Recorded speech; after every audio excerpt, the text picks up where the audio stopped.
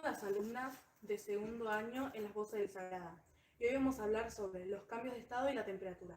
Con ustedes, Paloma Petrone, Paloma Pérez, Milagros Ruiz Díaz y Paulina Vaca.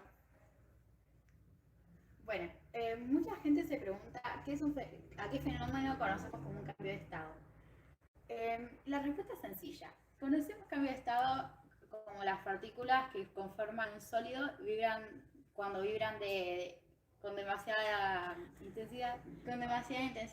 Si la temperatura es muy alta, las fuerzas que las unen ya no pueden retenerlas en sus lugares y que caigan debido a su peso. Cuando todas las partículas hayan caído, habrá ocurrido un fenómeno denominado como cambio de estado. Bueno, ¿qué es la temperatura de fusión? Se puede decir que la temperatura de fusión son las partículas que realizan los distintos sólidos y se unen también con distintas fuerzas. Cada tipo de sólido tiene su propia temperatura de fusión. Algunos se preguntarán, ¿qué es un líquido? La respuesta es sencilla. Un líquido es un conjunto de muchísimas partículas que se mueven a una velocidad tal que las fuerzas de atracción que hay entre ellas no alcanzan para mantenerlas unidas. Cuando mayor sea la temperatura del líquido, mayor será la velocidad a la que circulen las partículas. También me pregunté a qué llamamos temperatura de ebullición.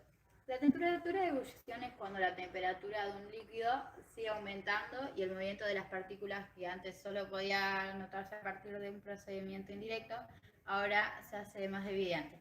El líquido hierve, sus partículas empiezan a chocar entre sí y contra las paredes del recipiente con cada vez mayor energía.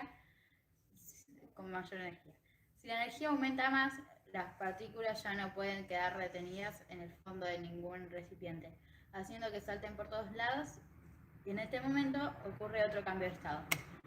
El líquido se convierte en un gas. A la temperatura que esto ocurre, también característica de este material, se la denomina temperatura de ebullición. Un dato curioso es al calentar cualquier material, sus partículas se agitan con mayor intensidad, agregan calor. Es equivalente a agitar más las partículas desde que las entregan mayor energía al movimiento. Bueno, ¿qué es el calor? Es una energía producida por la vibración acelerada de las partículas, que se manifiestan elevando la temperatura. El calor es una forma de calorías o kilocalorías. Otra pregunta es, ¿a qué se puede asimilar el calor y de qué depende?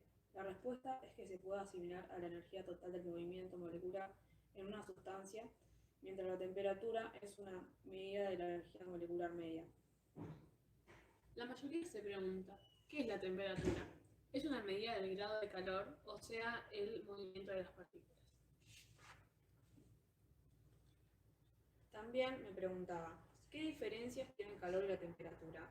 Y es porque podemos decir que el calor es la energía total del movimiento molecular en una sustancia, mientras que la temperatura es una medida de la energía molecular media y no depende del tamaño, número o tipo. En cambio, el calor sí. También podemos describir los procesos conocidos como ebullición y evaporación. El proceso conocido como ebullición es el proceso físico en el que un líquido pasa a estado gaseoso. Cuando la temperatura total de un líquido iguala al punto de ebullición, en cambio, evaporación es el cambio de estado de la materia del líquido gaseoso por efecto de la temperatura, cuando el agua pasa del líquido a vapor por una evaporación de temperatura. De esta manera repasamos lo que estuvimos viendo en las últimas clases. Agradecemos a la institución por darnos la oportunidad de transmitir hoy. Y así cerramos este programa. Les damos las gracias por acompañarnos. Hasta el próximo programa de Las Voces de la Ciencia.